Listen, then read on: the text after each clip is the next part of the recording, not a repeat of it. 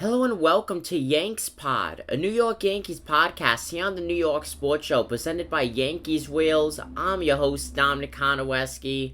Folks, Yankees just came off of a beautiful series win against the Chicago White Sox, dropping the first game in Iowa. They are now the only team in MLB history to lose in the great state of Iowa. But you know what? They came back and won the last two. When you look at it, the Field of Dreams game, the Iowa game, that was so close, but you know what they say down in Iowa and in Field of Dreams. If Andrew Heaney pitches, they will homer. And that's exactly what happened. He has allowed a lot of home runs so far as a New York Yankee, and frankly, it's annoying at this point. How many home runs is Andrew Heaney going to allow as a New York Yankee this season? It frankly makes you wonder what Brian Cashman saw in this guy. All due respect to Andrew Heaney. I cannot express that enough. All due respect to Andrew Heaney. But he cannot pitch in New York. It's simple. As a New York Yankee, he's allowed 8 homers through a total of 15 hits and 15 earned runs. And that's only through 15 innings. At least he's consistent. If there's one positive from this, he's consistent. In a bad way, he's consistent, but at least he's consistent, though, with one thing, and that's losing so far. Through 3 games started, this guy is 1-1. How he even won a single game so far this season is beyond me. It really is. But overall, though, Yankees are in a great spot. They play tonight, 7:05 p.m. Eastern Standard Time, against the 59-60 Los Angeles Angels. So we will see Angels in the outfield tonight. Yankees, 65-52 in the win-loss column. Overall, New York Yankees favored to win, as they should be. Now, the biggest thing about this game is you got Gerrit Cole on the mound. Gerrit Cole is coming fresh off the COVID-19 IL list. Is he the best pitcher right now in the New York Yankees starting rotation or in New York right now as a whole between Yankees and Mets? No.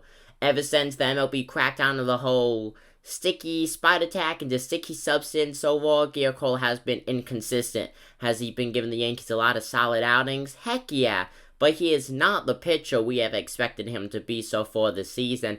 But you could also blame that on quote-unquote dead arm, because remember, last season was his first season with New York, and I was in the 60-game shortened COVID season.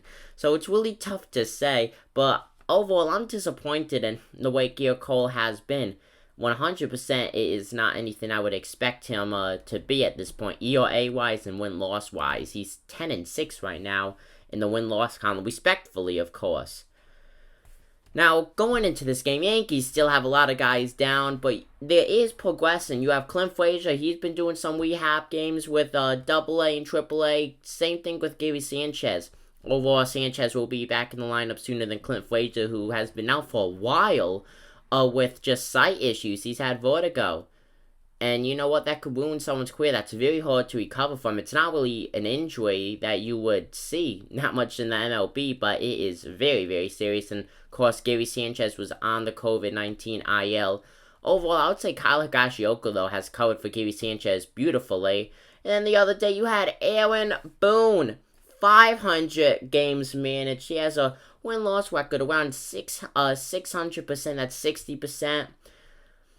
And no World Series. Yeah, I would love to know. Honestly, I would love to know what made Joe Girardi get fired. But I also want to say, Joe Girardi, he's now the manager of the Phillies. He's been the manager of the Philadelphia Phillies. You have Matt Moore the other day doing a no-hitter through 7 innings. Only through 79 it says 79 pitches through those 7 innings. And he gets taken out by Girardi. Yes, he had a very high ERA, one of the worst pitchers ERA-wise coming into this game.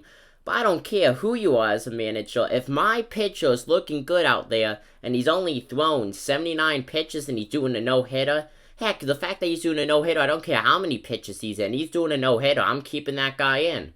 I'm going to keep that guy in. I don't care what the stats say. If he's doing a no-hitter, I'm keeping him in. So that was a very questionable move by Joe Girardi right there. And now that we're talking about pitching, Zach Britton says to Aaron Boone, basically, I am not good in big situations. I'm not good as a closer. Please, I do not deserve this. Do not put me in those kind of scenarios. And that's how the Yankees lost that Field of Dreams game. Aaron Boone does not listen to the players. The players are telling Aaron Boone how to manage a team because Aaron Boone is not managing the team. Now, whether it's Aaron Boone who's fully in control or it's the analytics department, there's been both sources from that on who really controls the New York Yankees, which is honestly crazy. If it is the analytics department, I feel bad for Aaron Boone because he's getting a lot of flack for this. But the fact is, whether you're the analytics department or Aaron Boone himself, or just the New York Yankees front office in general, if your player is telling you, please do not put me in these situations, I cannot handle it, for at least right now, don't put the guy in. Don't put the guy in. I cannot stress that enough. You do not put that guy in. And you know what? He blew the game. You cannot fully blame Zach Britton because he's telling the manager don't put him in the game, but he did.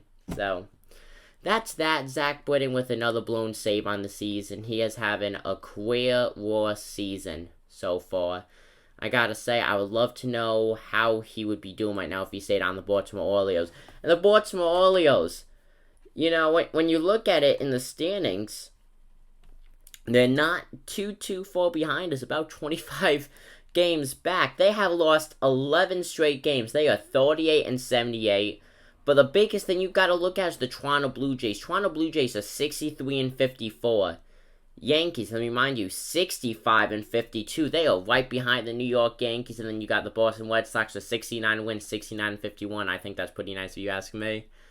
But the Toronto Blue Jays are creeping up on the New York Yankees, and I cannot stress that enough. I mean, heck, in both the ALE standings and in the American League wildcard standings, the Toronto Blue Jays are a force to be reckoned with. It may not be this season they make the playoffs, but you know what? The next 2-3 years from now, if the Blue Jays could get a little bit more consistent bullpen, overall, they will be a very scary team. 100% they'll be a very scary team. And the Yankees got to start getting stuff straight. The Yankees could possibly be, let's say they have another season like they had this year so far next year, they could easily be a 4th or 5th place team because the Baltimore Orioles have one of the best farm systems right now in the MLB. So the Orioles could be 100% a great team next season depending how they do moves in the off season. So the Yankees gotta watch out 100%. Comment down below what you guys think. Thank you to tuning in to the YanksPod, a New York Yankees podcast here on the New York Sports Show presented by Yankees Wheels. Go check them out. Description down below. I'm Dominic Konowski. Subscribe if you like the vibe. And I am signing out. Peace.